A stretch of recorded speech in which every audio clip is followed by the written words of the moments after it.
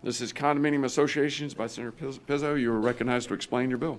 Thank you, Mr. Chair. Members, Senate Bill 610 is, as it relates to condominium associations, revises criminal penalties. Is why it's in the purview of this committee.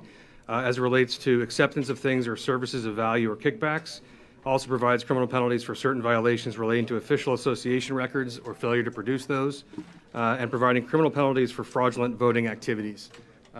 This bill and its draft in its original form, Mr. Chair, was born out of the genesis of it was the Miami-Dade grand jury report a couple of years ago showing gross violations and the inability for law enforcement to address those violations. There also is an amendment, Mr. Chair. Questions? Any questions on the bill? Seeing none, we'll move into the amendment. Barcode 265374. You're recognized to explain your amendment. Thank you, Mr. Chair. The barcoded amendment lists a couple additional types of documents and bank statements that should be added to the list of that which should be produced on behalf of the association for inspection. Also, the length of time that official records must be maintained in the order in which they must be maintained.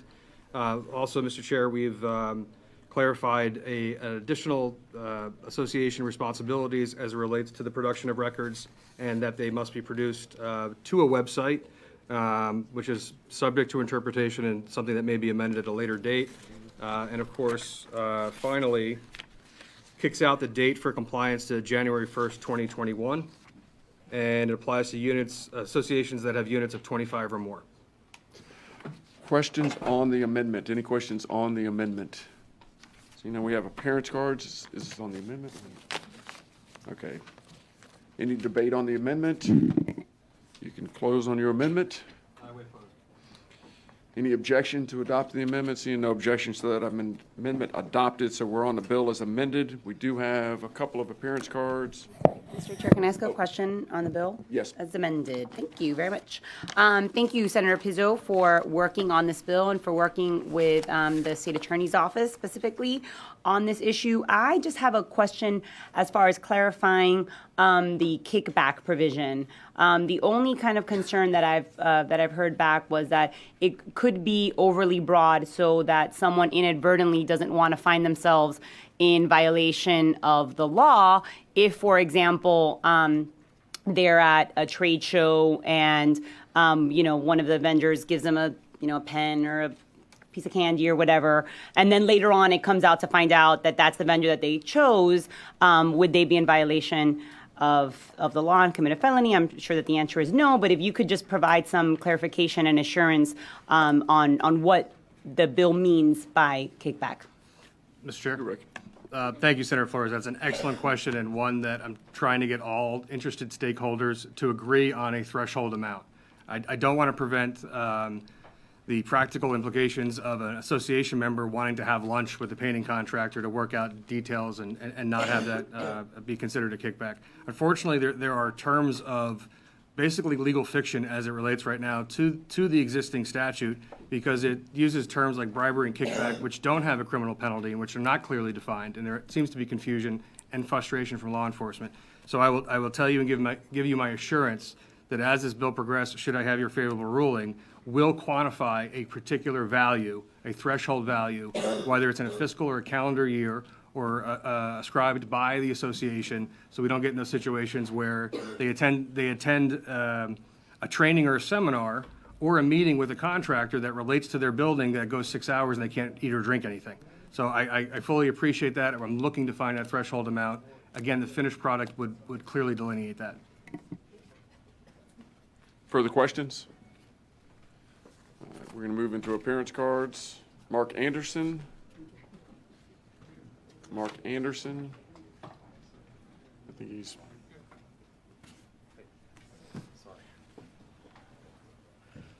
Is he recognized? Quite a process to get in here. Good grief. Thank you, Mr. Chairman. Mark Anderson, representing an industry of more than 18,000 managers who represent and work with more than 14,000 associations across our state, which represents roughly about 6 million Florida homeowners across the state that I'm here today representing. Respectfully, out of respect, because we've been talking to Senator Pizzo, and we know this bill comes from a very good place. It's not as if we haven't addressed this. Members, as you probably are painstakingly aware, many of you, for the last 2 years, Senator Garcia, Representative Pepe Diaz before him, worked with our industry, worked with the associations, worked with a number of those organizations, as Senator Pizzo is doing, to address these problems that have been identified by this bill. We instituted term limits for the first time ever across the state of Florida for associations. We, for the first time, required that everyone have a website up to a certain threshold. We then required that certain documents be placed on those websites. We required an amazing amount of transparency for the more than 40,000 community associations that exist across this state. Last year, this legislature then passed another bill that further clarified what those responsibilities were to our associations. And I would remind the members of the committee, and I'll wrap my comments up, Mr. Chairman, these are private nonprofit organizations who are now being in the process of complying with the statute that was passed by this legislature. 2 legislatures now have weighed in on this. And we believe the civil penalties that were created, the criminal penalties, by the way, that were created under then Representative Pepe Diaz's bill were sufficient. Is it the answer to everything? Of course not. We live in a state that is the largest state for people who live in a community association in the country. Of course, there's going to be a diversity of experience.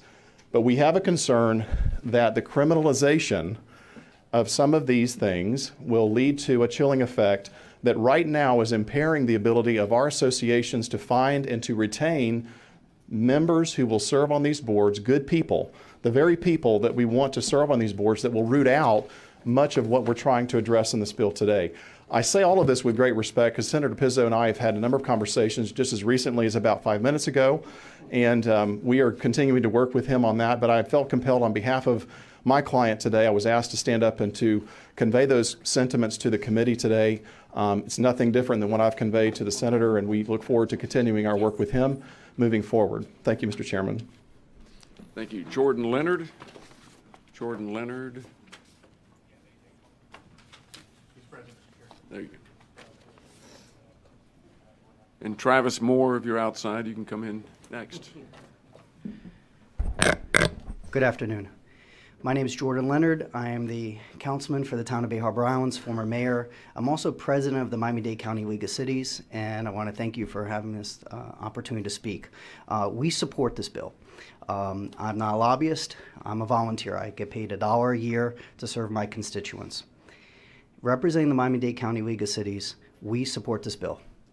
All 34 municipalities voted unanimously to support this bill. The reason why is because we believe we could do more to help our constituents. I understand that this bill, you can say in previous years, has come up again and again, and I know Senator Garcia brought up a similar bill that did pass, a year or 2 ago. The problem is, from my perspective, there's still more to be done. One of the main issues that we have is the concept that we cannot prosecute individuals that are committing bribery. Now, granted, that was not in the original grand jury report, but it's still an issue. How do I go back to my constituents that live in condominiums that say that they could potentially have individuals that are their neighbors, that are taking advantage of them, and their recourse is civil court? We should all be doing better as elected officials to protect our constituents. And I'm hoping that the Senate committee passes it and that this legislature passes this bill so that way we can all go home and tell our constituents that we're looking out for them. Thank you so much for your time. Thank you. Travis Moore.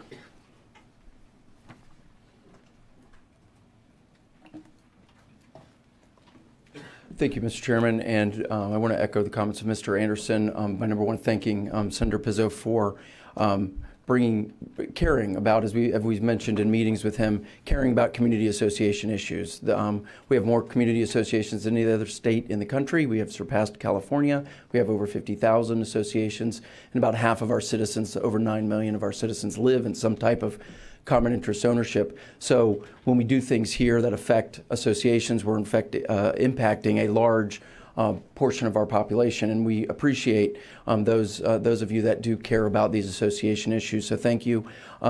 We do at this point, Community Associations Institute, we do have some concerns about the bill, such as the concern raised by Senator Flores, and we appreciate that. We have met with the sponsor and we'll continue to work with him as this bill moves forward in the process.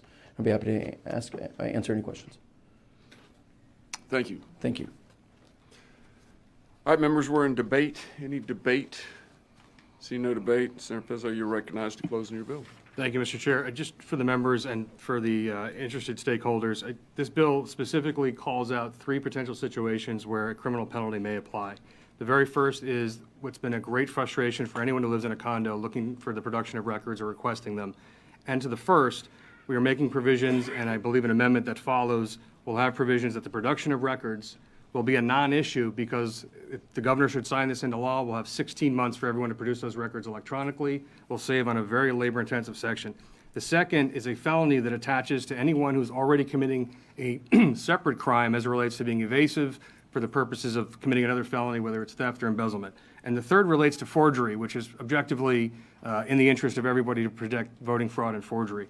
I ask for your members' support on this. What nobody can debate is that we need something, that this is labor intensive, and that the DPPR right now has actively 33 agents investigating 2.4 million condo doors. They are woefully underfunded and inadequate for services. We need to take the production issue out of play. I'm happy to work with all the interested stakeholders. They know my door is always open, but I look for your favorable ruling today. Thank you. Sue, please call the roll on CS for SB 610. Senator Bracy? No. Senator Flores? Yes. Senator Pizzo? Yes. Senator Brandis? Chair Perry? Yes, and by your votes, so CS for SB 610 reported favorably.